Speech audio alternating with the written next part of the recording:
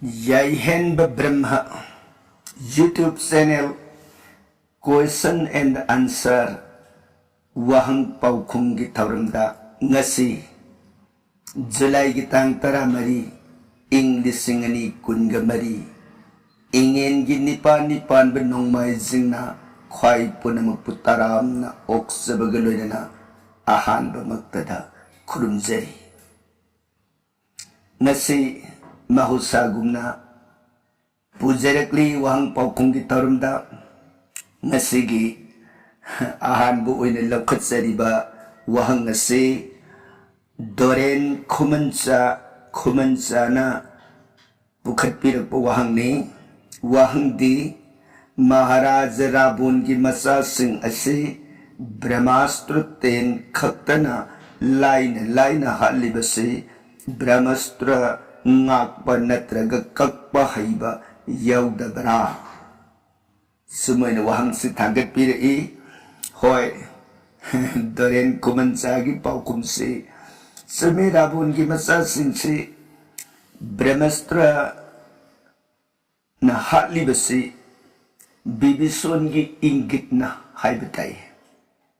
Brahmastra na hatpa Ngamdaba masasing su Yaugani Masada nati manaw Kumbakar na su Brahmastra da Adumak Hatki Masi bagi Mapa dugi oina Lairik na thambiram badumak ni Haijabatay Bibisona Sidi Brahmastra kulay do lokot piyo Natragati atay kulay ni yaro yadada Hairap pa doon na maram oidana Hairi ba doon na di makoy na Brahmastra iba kulay do Khangda ba ni haibado Bibisona khangaga Ram lakmunda ingit do Piba doon na maram oidaga Hatki ba ni sumoy na tamjage Aduga anisubada Milton Waripam na Bukat pira iba Wahang sana Libiri ba waridi Edamayan ki warini Mahabharut ki Khangjaning ba matang Tagpira u Khangjaning doon na tawjabani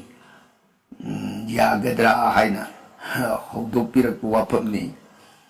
Milton Waripam karigi yadadagi Akang basing Adum Kaminasi Tanaminasi Haijibagi tauram ni Ako'y natamjariba Wang paukum ki tauram basi Ako'y na puna magkangi Puna maghayri Hayna Putok sa tauram nasade Teng na jaruba Lairikta Amadi ujasing na Takpiran baduga iroy na Kangjaba uja ubakarado Pagdam jabani Panbirak ni bawapam di Mahabharut ki Kunti ki masa mga hairi basi Karna Yudhishthir Bhim Arjun mari di Khangjare Amadu kana Oirabanu tapyo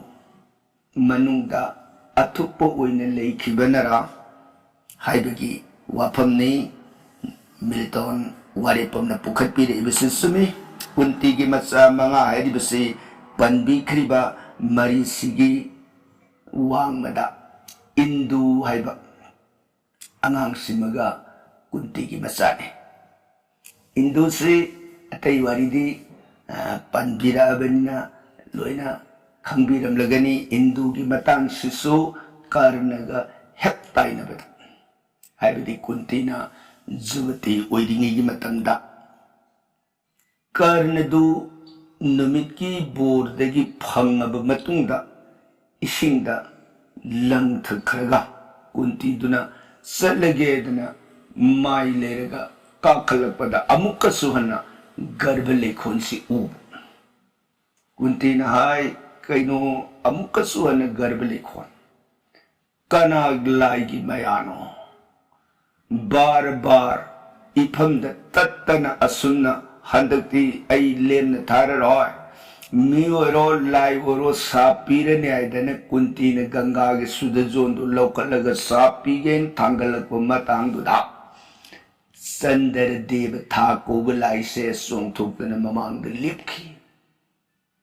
Bema kunti ngay ko nanggi asaw ba do amuk tadi ꯇꯞꯊꯈꯣ ꯉꯁꯤꯁꯦ ꯑꯩꯒꯤ dose ꯅꯠꯇꯦ ꯅꯪ ꯋꯥꯔꯤꯁꯤ ꯑꯃꯨꯛꯇꯗꯤ ꯇꯥꯈꯣꯏꯗꯅ ꯆꯟꯗ꯭ꯔꯗꯦꯕ ꯊꯥ ꯀꯧꯕ ꯂꯥꯏꯗꯨꯅ ꯉꯁꯤꯁꯦ ꯑꯃꯥꯕꯁ꯭ꯌꯥ ꯇꯤꯊꯤꯅꯤ ꯍꯥꯏꯗꯤ ꯊꯥꯁꯤꯅꯤ ꯊꯥꯁꯤ ꯈꯨꯗꯤꯡꯗ ꯆꯟꯗ꯭ꯔ ꯊꯥ ꯑꯩꯁꯦ ꯅꯨꯃꯤꯠꯀꯤ ꯇꯦꯖ ꯀꯥꯂꯥꯗ ꯇꯤꯜꯂꯒ ꯂꯩ ꯃꯔꯝ ꯑꯗꯨꯅ ꯅꯨꯃꯤꯠꯅ ꯅꯐꯝꯗ ꯀ꯭ꯔꯤꯄꯥꯁꯦ ꯄꯤꯕ ꯃꯇꯝꯗ ꯅꯨꯃꯤꯠꯀꯤ ꯑꯪශ ꯀꯥꯂꯥꯗ ꯇꯤꯜꯂꯒ ꯂꯩꯕꯅ ꯃꯔꯝ ꯑꯣꯏꯗꯅ ꯑꯩꯒꯤ ꯀ꯭ꯔꯤꯄꯥꯁꯨ ꯌꯥꯎꯈꯤꯕꯅꯤ ꯃꯔꯝ ꯑꯗꯨꯅ ꯑꯩꯒꯤ ꯗꯣꯁ ꯅꯠꯇꯦ ꯁꯦ ꯑꯩꯒꯤꯗꯤ ꯅꯐꯝꯗ ꯑꯃꯨꯛ ꯍꯟꯅ ꯌꯦꯠꯂꯝꯃꯔꯣꯏ ꯍꯧꯖꯤꯛꯃꯛ ꯃꯃꯥꯡꯗ ꯑꯣꯏꯈꯤꯕ ꯑꯗꯨꯒꯨꯝꯅ ꯃꯤꯀꯨꯞ ꯇꯔꯥꯅ ꯊꯥꯕꯨꯡ ꯇꯔꯥ ꯑꯣꯏꯔꯒ ꯍꯧꯖꯤꯛꯃꯛ ꯚꯨꯃꯤꯁꯇ ꯑꯣꯏꯔꯣ ꯍꯥꯏꯕꯗꯤ ꯑꯉꯥꯡꯗꯨ ꯖꯟꯃ ꯑꯣꯏꯔꯣ ꯀ꯭ꯔꯤꯄꯥꯁꯤ ꯄꯤꯕꯗ ꯀꯨꯟꯇꯤ ꯈꯨꯗꯛꯇ ꯐꯖꯈ꯭ꯔꯕ ꯑꯉꯥꯡ ꯑꯃ ꯑꯃꯨꯛ ꯐꯪꯉꯤꯕ ꯑꯉꯥꯡꯁꯦ ꯅꯤꯄꯥꯅꯤ ꯆꯟꯗ꯭ꯔꯗꯦꯕꯅ ꯀꯨꯟꯇꯤ ꯏꯆꯥ ꯂꯩꯇꯕ ꯑꯩꯒꯤ ꯏꯐꯝꯗ ꯅꯪꯒꯤ ꯑꯉꯥꯡꯁꯦ ꯄꯤꯅꯕꯤꯔꯣ ꯅꯪꯗꯤ ꯖꯨꯕꯇꯤꯁꯨ ꯑꯣꯏꯕꯅꯤꯅ ꯑꯉꯥꯡꯁꯦ ꯎꯕꯗ ꯖꯒꯅ ꯅꯪ ꯍꯥꯏꯁ ꯃꯤꯅꯨ ꯑꯣꯏꯔꯅꯤ ꯏꯔꯩꯕꯥꯛꯇ ꯄꯨꯔꯒ ꯌꯣꯛꯎꯔꯒꯦ ꯍꯥꯏꯗꯅ ꯆꯟꯗ꯭ꯔꯗꯦꯕ ꯊꯥ ꯀꯧꯕ ꯂꯥꯏꯗꯣ ꯃꯗꯨꯅ ꯀꯨꯟꯇꯤꯒꯤ ꯃꯐꯝꯗꯒꯤ ꯄꯨꯔꯒ ꯆꯠꯈꯤꯕ ꯃꯥꯒꯤ ꯑꯉꯥꯡꯁꯦ ꯆꯟꯗ꯭ꯔ ꯊꯥꯒꯤ ꯃꯍꯥꯔꯥꯅꯤ ꯔꯣꯍꯤꯅꯤ ꯍꯥꯏꯅ ꯀꯧꯕꯤ ꯏꯕꯦꯝꯃꯗꯨꯒꯤ ꯃꯈꯨꯕꯥꯛꯇ ꯁꯤꯟꯅꯗꯅ ꯆꯟꯗ꯭ꯔ ꯔꯣꯍꯤꯅꯤ ꯑꯅꯤꯅ ꯃꯔꯩꯕꯥꯛꯀꯤ ꯃꯅꯨꯡꯗ ꯑꯉꯥꯡꯁꯦ ꯅꯨꯡꯁꯤꯅ ꯌꯣꯛꯈꯤꯕꯅꯤ ꯃꯃꯤꯡꯅ ꯏꯟꯗꯨ ꯍꯥꯏꯅ ꯀꯧꯊꯩ ꯁꯤꯅꯤ ꯁꯨꯝꯃꯣꯏꯗꯅ ꯉꯁꯥꯏꯒꯤ ꯂꯩꯔꯤꯕ ꯃꯈꯣꯏ ꯃꯔꯤꯗꯨꯒꯤ ꯃꯅꯨꯡꯗ ꯀꯔꯅꯒ ꯍꯦꯛ ꯊꯪꯅꯕ ꯃꯅꯥꯎ ꯑꯣꯏꯅ ꯂꯩꯍꯧꯔꯤꯕ ꯃꯈꯣꯏ ꯑꯍꯨꯝꯒꯤꯅ ꯃꯌꯥꯝꯕ ꯑꯣꯏꯔꯒ ꯃꯈꯣꯏ ꯃꯉꯥ ꯑꯁꯤꯕꯨꯅꯤ ꯍꯟꯗꯛ ꯀꯨꯟꯇꯤꯕꯨ ꯃꯉꯥ ꯄꯣꯛꯄꯤ ꯍꯥꯏꯔꯤꯕꯁꯦ ꯃꯤꯜꯇꯣꯟ ꯋꯥꯔꯦꯄꯝꯒꯤ ꯄꯥꯎꯈꯨꯝ ꯑꯁꯤ ꯊꯝꯖꯔꯦ ꯃꯊꯪꯗ ꯕꯁꯟꯇ ꯃꯨꯇꯨꯝꯅ ꯑꯃꯨꯛ ꯄꯨꯈꯠꯄꯤꯔꯛꯄ ꯋꯥꯍꯪꯅꯤ ꯕꯁꯟꯇ ꯃꯨꯇꯨꯝꯒꯤ ꯋꯥꯍꯪꯁꯤꯗ ꯊꯝꯕꯤꯔꯤꯕꯁꯤꯅ ꯔꯥꯕꯣꯟꯒꯤ ꯃꯤꯔꯤꯇꯨ ꯁꯦꯜ ꯍꯥꯏꯕ ꯇꯦꯟꯖꯩ ꯅꯠꯇ꯭ꯔꯒ ꯇꯥꯒꯨꯝꯕ ꯑꯗꯨ ꯔꯥꯕꯣꯟꯗ ꯀꯅꯥꯅ ꯁꯤꯟꯅꯈꯤꯕꯒꯦ ꯁꯨꯃꯥꯏꯅ ꯇꯥꯛꯄꯤꯔꯛꯏ ꯕꯁꯟꯇ ꯃꯨꯇꯨꯝ ꯔꯥꯕꯣꯟꯒꯤ ꯃꯤꯔꯤꯇꯨ ꯁꯦꯜ ꯍꯥꯏꯅ ꯏꯕꯤꯔꯛꯏꯕꯁꯤꯗ ꯇꯦꯟꯁꯤꯒꯤ ꯋꯥꯐꯝꯁꯤ ꯍꯥꯏꯗ꯭ꯔꯤꯉꯩꯗ ꯁꯝꯄꯠꯅ ꯕ꯭ꯌꯥꯈꯥ ꯃꯆꯥ ꯑꯃꯇꯪ ꯊꯝꯖꯔꯝꯒꯦꯀꯣ ꯁꯦꯜ ꯍꯥꯏꯔꯒꯗꯤ ꯉꯁꯥꯏ ꯄꯟꯕꯤꯔꯛꯏꯕ ꯋꯥꯐꯝꯁꯤꯅꯅꯤꯀꯣ ꯕꯁꯟꯇ ꯃꯨꯇꯨꯝ ꯇꯦꯟꯖꯩ ꯅꯠꯇ꯭ꯔꯒ ꯇꯥꯒꯨꯝꯕ ꯍꯥꯏꯒꯗ꯭ꯔꯥ ꯍꯥꯏꯕꯒꯤ ꯄꯣꯠ ꯑꯃꯈꯛ ꯍꯥꯏꯔꯛꯄꯗꯨꯅ ꯕ꯭ꯌꯥꯈꯥ ꯑꯃꯇꯪ ꯊꯝꯖꯔꯝꯒꯦꯅ ꯍꯪꯒꯠꯆꯕꯅꯤ ꯇꯦꯟꯕꯨꯅ ꯁꯪꯁꯀ꯭ꯔꯤꯠꯇ ꯁꯔ ꯍꯥꯏ ꯁꯔ ꯍꯥꯏꯕꯗꯤ ꯇꯥꯂꯦꯕꯁꯥ ꯑꯅꯤꯁꯇꯔꯥ ꯁꯔ ꯁꯣꯔ ꯅꯠꯇꯕ ꯇꯥꯂꯦꯕꯁꯥꯗ ꯕꯨꯐ꯭ꯂꯥ ꯌꯧꯕꯗꯨ ꯅꯠꯇꯕ ꯗꯟꯇꯁꯥꯗ ꯕꯥꯒ ꯇꯞꯁꯤꯟꯅꯕ ꯑꯗꯨꯁꯨ ꯅꯠꯇꯕ ꯍꯥꯏꯗꯤ ꯁꯔ ꯇꯥꯂꯦꯕꯁꯥ ꯑꯅꯤꯁꯇꯔꯥ ꯁꯔ ꯃꯤꯔꯤꯇꯨ ꯁꯔ ꯍꯥꯏꯕ ꯃꯤꯔꯤꯇꯨ ꯍꯥꯏꯗꯤ ꯁꯤꯕꯗꯨ ꯁꯔ ꯍꯥꯏꯕꯅ ꯇꯦꯟꯖꯩꯗꯣ ꯑꯗꯨꯒ ꯁꯦꯜ ꯍꯥꯏꯅ ꯏꯕꯤꯔꯒꯗꯤ ꯁꯦꯜꯁꯤꯅ ꯇꯥ ꯍꯥꯏꯕꯅꯤ ꯑꯗꯨꯅ ꯍꯟꯗꯛ ꯔꯥꯕꯣꯟꯒꯤꯗꯤ ꯃꯤꯔꯤꯇꯨ ꯁꯔ ꯍꯥꯏꯕꯅꯤꯀꯣ ꯑꯗꯨꯅ ꯃꯤꯔꯤꯇꯨ ꯁꯔ ꯁꯨꯝ ꯋꯥꯍꯩ ꯍꯥꯏꯕꯗꯕꯨꯗꯤ ꯃꯤꯔꯤꯇꯨ ꯁꯣꯔ ꯍꯥꯏꯈꯤꯕ ꯑꯗꯨ ꯋꯥꯍꯩꯒꯤ ꯂꯣꯟꯊꯩꯅꯤ ꯋꯥꯍꯩꯒꯤ ꯑꯔꯥꯟꯕꯅꯤ ꯃꯌꯦꯛꯇꯗꯤ ꯃꯤꯔꯤꯇꯨ ꯁꯔ ꯍꯥꯏꯕ ꯑꯗꯨꯅ ꯉꯁꯥꯏꯒꯤ ꯔꯥꯕꯣꯟꯒꯤ ꯃꯤꯔꯤꯇꯨ ꯁꯔ ꯍꯥꯏꯅ ꯀꯧꯕ ꯇꯦꯜ ꯑꯁꯤ ꯕ꯭ꯔꯍ꯭ꯃꯥꯅ ꯃꯐꯝꯗ ꯄꯤꯕꯤꯈꯤꯕꯅꯤ ꯅꯍꯥꯟ ꯃꯇꯝ ꯑꯃꯗ ꯃꯥꯒꯤ ꯕꯣꯔ ꯃꯌꯥꯝꯗꯨꯒ ꯂꯣꯏꯅꯅ ꯄꯤꯔꯤꯕ ꯇꯦꯟꯁꯤꯃꯛ ꯃꯤꯔꯤꯇꯨ ꯁꯔ ꯍꯥꯏꯅ ꯃꯃꯤꯡ ꯊꯣꯟꯕꯒꯤ ꯋꯥꯅꯤ ꯇꯦꯟꯗꯨꯃꯛ ꯕ꯭ꯔꯍ꯭ꯃꯁꯇ꯭ꯔꯅꯤ ꯍꯥꯏꯕꯗꯤ ꯖꯒꯠ ꯕ꯭ꯔꯍ꯭ꯃꯃꯛꯀꯤ ꯃꯁꯛ ꯑꯣꯏꯕ ꯑꯗꯨꯒꯨꯝꯕ ꯇꯦꯟꯁꯦ ꯃꯁꯤꯅ ꯍꯦꯛ ꯊꯥꯗ꯭ꯔꯤꯕ ꯃꯈꯩ ꯍꯥꯏꯕꯗꯤ ꯑꯇꯣꯞꯄ ꯕ꯭ꯔꯍ꯭ꯃꯥꯁꯇ꯭ꯔ ꯑꯃꯅ ꯀꯥꯞꯄ ꯃꯇꯝꯗꯗꯤ ꯔꯥꯕꯣꯟꯗꯨ ꯁꯤꯕ ꯌꯥꯔꯣꯏ ꯃꯥꯅ ꯄꯤꯔꯤꯕ ꯕ꯭ꯔꯍ꯭ꯃꯥꯁꯇ꯭ꯔꯁꯦ ꯁꯤꯃꯛꯅ ꯅꯪꯒꯤ ꯃꯤꯔꯤꯇꯨ ꯁꯤꯅꯅꯕꯒꯤ ꯇꯦꯟꯗꯨ ꯑꯣꯏꯌꯨ ꯍꯥꯏꯗꯅ ꯄꯤꯈꯤꯕꯅ ꯃꯔꯝ ꯑꯣꯏꯗꯅ ꯃꯥꯒꯤ ꯃꯃꯤꯡ ꯃꯤꯔꯤꯇꯨ ꯁꯔ ꯍꯥꯏꯕ ꯑꯁꯦꯡꯕꯗꯤ ꯕ꯭ꯔꯍ꯭ꯃꯥꯁꯇ꯭ꯔ ꯍꯥꯏꯅ ꯀꯧꯕ ꯇꯦꯟꯗꯨ ꯑꯗꯨꯝ ꯑꯣꯏ ꯁꯨꯝ ꯑꯣꯏꯗꯅ तेन से ब्रह्माना रावण की मफम सिनबिखिबनी है बसंत मुतुंगी वहां की पाखुम थमजरी मथंगदा राजेश थौनाउ जमना पुखत पिरक वहां नहीं राजेश थौनाउ जम की वहां से अनि हम थोना हंबिरई अहन वहांदा मकराक्स करी बोर लेबननो खुलाइन थाबद सीद्रगा खुबाक न थेंबद सीरिब करिगेनो ताइनरकबा अनिसबु वहांदना गांधीबा गोदंत लिरुंग सिंह असिदी कक्प ngamde हाइना अतोप महाभारत वारीद ताजई मकराक्सगी वारी सिददी कक्प ओइने लिबिरिबसिबु करंबने चुमगदौरिबनो सिनी अदुगा अरोइबा अहुम सुबु वहंग ओइना राजेश थौनाउजमना पुखतपिरेइबसे राम लक्ष्मण की लांदा येकनबा हाटपदा ब्रह्मास्त्र खुलाई खक्तबु अरोइबु ओइना सिजनै मसी नतबा अतै मगुन लेब खुलाई लेतरबरा येकनबनदी खुलाई से राम लक्ष्मणदा सिजनरते सुमोदना वहंग अहुम से पुखतपिरेइ राजेश थौनाउजम की अहानबा पुखतपिरेइबु वहंग सिगी पाखुमदा मकराक्स करीबोर लेबननो खुलाई तैना थाबद सीद्रग खुबाकना थेंबद सीरिबसि वहंग सिगी पाखुमदी मकराक्सदु बोर लेबनति बोर हाइबबु मागी मराइबक्ता मागी पोगलकपदा यौजेरखिबा हाइब तारे अदुगुम मागी मखुबाक अदुदा मी ओइगी ओयु लाई ओइगी ओयु नत्रगना जीव में हेतुबी जीवसिदा आदि मखोंग मखुत पांडब जीवदी यारोइदौरने मखुत मखोंग पांब जीव अदुदा मागी खुबाक लेब खुबाक दुदा अखोइगी समू कातीसी लेब अदुगुम्बा महागतो अदि खुबाक नंगसे सीब ओइसेनो मधु नत्रिब मखैदी अतोपा मन हाटब नंग सीब ngamdesan ओइदा मागी मराइबक तमजरपने कनागुम्बा मना बोर पीगिबना हौजिसु दुमगाय अखोइना सुम पीरिबसिनी ज्योतिष शास्त्रदा हाइबदी मीसी समानदी सिबमसे इन ऑफ लाइफ हाइबतारे कनाने नंगदी थौरी द सिरउ कनाने इसिंग द सिरउ कनाने एक्सीडेंट द सिरउ कनाने नारग सि हाइ सिबम मानदब मयामसि मसिन बरम ओइदना मागी मपादु ये ओइद्रिं कै मासे नारग सिगदोब मीदो मदु अवांग उदै तारसुमा सिरोय अमा तारब मतुंग द कोने नारग मागी सिगो हाइब नियम दुदा सिजबदुन तोंगाले दुगा ताबग हेक सिबा इसिंग हेक ताबग सिबा अदु ओइरोय मराइबक तमखि बाइबसि अदुगुमदना हंदकी रावण की मचा मकराक्सुसे समू काती लेबा अदुगुम्बा महादुगी खुबाक नतना अतोप कनामतना नंगबु हाटप ngamदबु ओयु हाइ अदुगी पोतो पुनम खंबा पुनम उबा हाइबदी राम की तेंगुन पलकता याउरिब जंभोबान हाइबसि सवोम की मूर्ति ओइने लेबगी वाने तसेंगनमकि दिमासे ब्रह्मा मसामुक्तुना मागे अंश ओइना सवोम ओइना अवतार ओइरिगी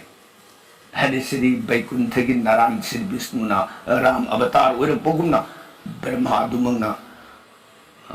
हदकी जंभोबान सी ओइना अवतार ओइरपदिना मांगोंदा मकुत्ता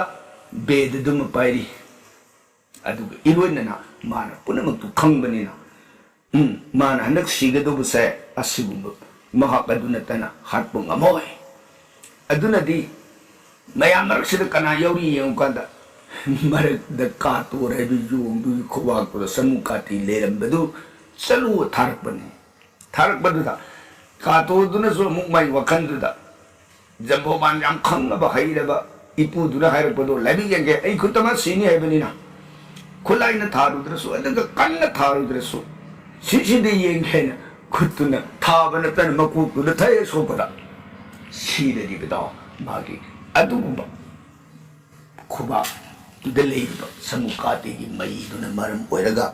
महाक्सि सिबनी हाइना लाइरिक्सिदा थंबिरम वाफमनी अदुगा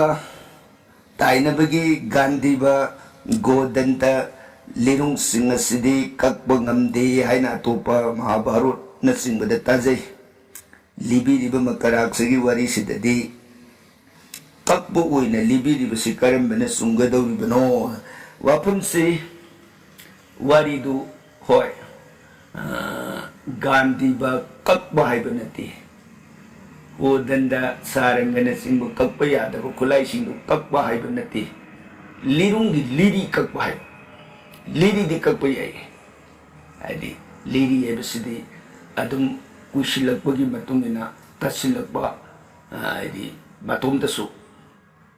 मांगबना यो पोनी लिरी एबसिदि ततन सिलिमनि महाभारतसु यावगनि लिरी सिदि कक्ब अदुम याइ अदगी मतोंब तलकना अदुना कोइना लांगी हौरमदाई मतमदा लिरी तंकार सिंबगाना सिंगगा था येंबसिदा लिरी सि तलक राय मपांगनदु येंबगी तंकार तौरने अदमोदना लिरी सिदि ततले अदुना लिरी कक्ब हाइबने होय वाहि मरक्ता सुम वा मयाम ngamapdagi lirung kakpu oina tagiba oina ngamkiba oina leramgadra adu saranadi lijeri wari du tadi liri kakpa haina lirine amukada su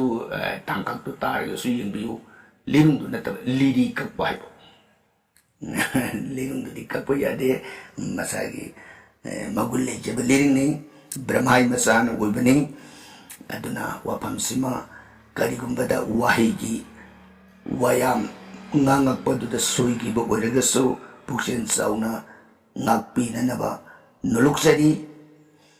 aduga ram lakmun gi landa yeknaba hatpada brahmastra khulai khaktabu aruibu oina sizinai masina taba atai magul leiba khulai leitrabara yeknabanadi khulai si ram lakmun da sizinnarakte chumi brahmastra dagi hena magul leiba khulai ama leite haibi yai brahmastra si thorong magul jagat brahma sigi masabu adugum khulai ni mangon dagi hena magul lei ena koina lawbu oina haibada naranastra gumba adagi shiva mahadev gi pasupat gumba masin magul lei haina lawbadi ata haibadi brahmastra eni ko khulai sha karim khulai antarma kakpa suya yade kakpangam da khulai ne pasupat haribasisu mahadev gi shakti noi khulai ni maso topo khulai matan kakpa yade naranastra haribasisu Sri Vishnu naran masama ki shakti noi teni maso khulai amatan kakpa yade aduna amatan kakpa yade khulai ngaktani makoi adei Vaishnava astra haribasisu kakpa yade khulai ni asigumba khulai makan khare lai adu moidu manabu oina loina leigado aduna ngasai mataktasu panjakre khulai si atopa hena magul leiba khulai leitrabra wafam si matang aduda bibisona haibagi matungina brahmastra si sizinakibani matungda atopa tangkakta brahmastra sinataba atopa khulai sizinnarakani mapa matang kharasida brahmastra sidabu sizinakibasida sikakta ngairabra haina khankibanani rabongi macha singi marakta brahmastra haiba yauri yaubadu makhoi lan tholaktabani na hayeng tholaka adu makhoi kapti kapakide brahmastra do aduna maram oidana haitabaga manana adum leibani haijabatare sumai asumodana wang khara pukhatpirakpa Rajesh Taunajam thagatsari mathangda amukka suhana basanta mutumna anirak subu oina thajin birakpa pukhatpirakpa wafam haibatare masina wahang natre masina sumna pau oina tambirakpa haitare ahanbagi pauda masina mahosa leikaigi wari tabada wari libiriba ojaduna hanumana langi gada hairpada gada duna mon sina gada gi matau tamaga pairaga hairpada ꯃꯈꯨꯠꯇꯒꯤ ꯃꯣꯟꯗꯨ ꯅꯥꯟꯊꯣꯛꯈ꯭ꯔꯒ ꯄꯥꯏꯔꯛꯇꯅ ꯃꯥꯡꯗ ꯐꯝꯕ ꯑꯍꯜ ꯑꯃꯒꯤ ꯃꯀꯣꯛꯇ ꯊꯣꯝꯕꯗ ꯑꯍꯟꯗꯨ ꯈꯪꯉꯒ ꯆꯣꯡꯈꯠꯈꯤꯕꯗꯣ ꯋꯥꯔꯤꯁꯤ ꯇꯥꯔꯒ ꯅꯤꯡꯁꯤꯡꯂꯛꯏ ꯍꯥꯏꯅ ꯄꯥꯎꯗꯝꯕꯤꯔꯛꯄꯅꯤ ꯌꯥꯝ ꯅꯨꯡꯉꯥꯏ ꯍꯣꯏ ꯑꯗꯨꯒꯨꯝꯕꯗꯨꯁꯨ ꯍꯦꯛ ꯌꯥꯎꯔꯝꯒꯅꯤ ꯋꯥꯔꯤ ꯂꯤꯕꯗꯨꯁꯨ ꯁꯣꯏꯕ ꯍꯥꯏꯁꯤ ꯇꯝꯕ ꯉꯝꯗꯦ ꯍꯣꯏ ꯅꯨꯡꯉꯥꯏꯕ ꯄꯥꯎꯗꯝ ꯄꯨꯈꯠꯄꯤꯔꯛꯄꯒꯤꯗꯃꯛ ꯕꯁꯟꯇ ꯃꯨꯇꯨꯝ ꯊꯥꯒꯠꯆꯔꯤ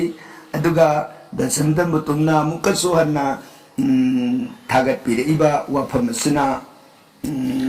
श्रीमद् भागवत गीता की श्लोक अमखक पुखटपीरई श्लोक से श्रीमद् भागवत गीता की अध्याय ताराग निपान की मनुंग मरी सुबध्याय हाइबदी अहनबदा अर्जुन विषाद जोग थंगनरपदा सांख्य जोग ताइनरपदा कर्म जोग अदुगी हेक थंगनरपदा ज्ञान कर्म संन्यास जोग है कोबा जोग अध्याय अदुगी निपान सुबह श्लोक की मयेक सिबु ईदुन पुखटपीरई परित्राणाय साधुनां विनाशाय सुदुष्कृतां धर्म संस्थापनार्थाय संभवामि जुगे जुगे यामन फज्जबा संस्कृति गीता की सलकासी पुखटपीरक्पगिदमक थागसरी गीता की सलकासुन फोंदोक्पिनिंगलिब वाफम असे बसंत मुतुमनसु हेना खंगबिरमनी अदुबु अमुक्का सरागना पुखटपीरबनिना वाफम सिगी अर्थ से अहनबदा इंग्लिश ना हाइजगे why do I appear in every era that means in every era to protect the saints on the right path, to destroy the evil dwellers who commit sins and to establish the religion properly. Asumba dharma gi lambi da satchariba sadhu singbu ngakpinanaba. Aduga pap karma da puning sangba phattaba singbu manghananabagidama. धर्मबु कन्ननबगिदमक जोग जोग खुदिंगदा श्री हरि अइना पृथ्वी सिदा अवतार तवी असिगुंबा श्रीमद् भागवत गीता की सलकासिबु पुखटपीरक्पगिदमक अमुकसु हन बसंत मुतुमबु थागसरी मतुंगदसु असिगुंबा वहंग पाखुमसिंग मपुंग फानबियो पुखटपीरओ अइगेगे अनिंगा पांब मोसिंग अदुगा आशा तौजब वाफम मतंग थमजगे आशा खत तौदुन लेजरीबनी मपुंग ओंथोकपदी खजितंग हाइबदी मयाम वहंग हंगबिरपगुम अमुक अखोइन अमु वहंग सि हंगजब लेजखिबा वारी सिंगसिगी मरकता वहंग सि हंगजरप मतंदा मयाम पाखुम दु पिबिरप असुंब पाखुम पिबिरपदो मदुदा अखोइना ngamjaba sengi mana adom adongi GPay account natraga PayTM da tongan ba UPI link amada koina thajara aga hena mapung phaba thawram motang paikhat sage haina khanjari matang chabada soidana hawdokjarake ngasi gi oinadi wang pakhum pukhat pirakpagi damang punamuk puthagasari khurumjari